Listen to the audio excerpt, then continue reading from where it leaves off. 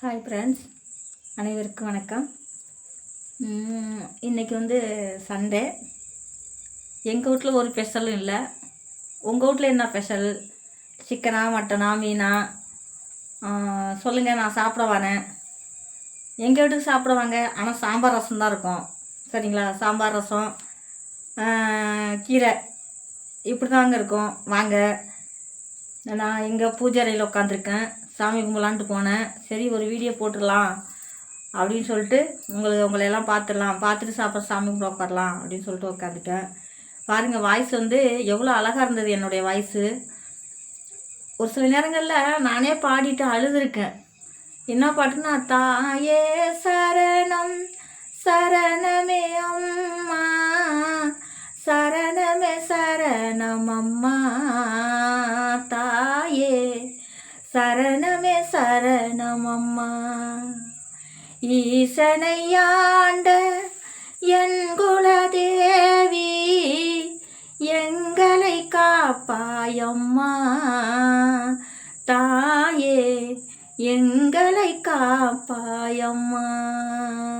இந்த பாட்டை பாடிட்டு என்னுடைய வாய்ஸ் என்னால் இறைவன் கொடுத்த ஒரு வரம். எனக்கு இந்த வாய்ஸ் எனக்கு யூஸ் பண்ணிக்க தெரியலையேன்னு அழுதுருக்கேன். நிறையா அழுதுருக்கேன் அந்த வாய்ஸை நினச்சி. அவ்வளோ ஒரு அழகாக இருந்துச்சு என்னுடைய வாய்ஸு.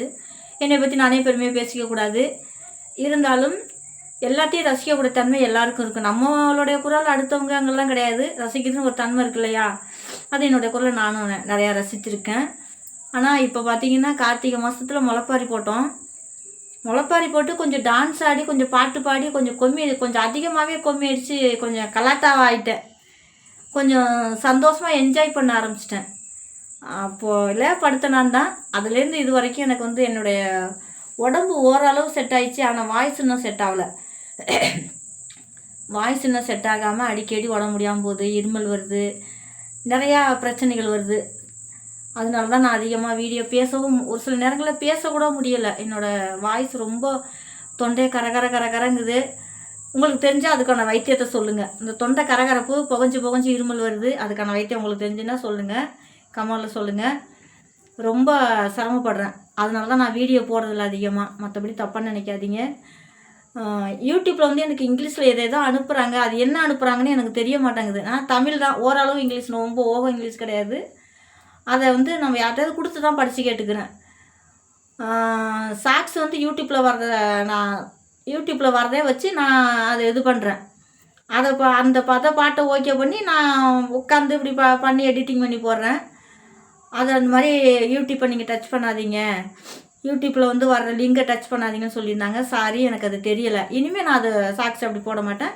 என்னால் முடிஞ்சால் என்னுடைய ஸ்டைலில் நான் சாக்ஸ் போடுறேன். சரிங்களா? யூடியூப்புக்காக நான் இந்த வார்த்தையை சொன்னேன். ஓகே, பாய். பிடிச்சிருந்தா லைக் பண்ணுங்கள், ஷேர் பண்ணுங்கள், கமெண்ட் பண்ணுங்கள். உங்கள் MS மீனாட்சி ராகினி, இன்று என்றென்றும் உங்கள் இனிய சகோதரி. ஓகே, பாய்.